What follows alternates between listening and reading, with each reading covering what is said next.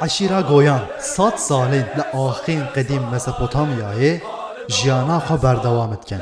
Li çar aliyê cîhanê mirov tişt bi endamên eşîra goyî bibînît. Gerahên jî wekî hemî welatê goyiyan çend û hunera xwe bi dehweta zindî dikin.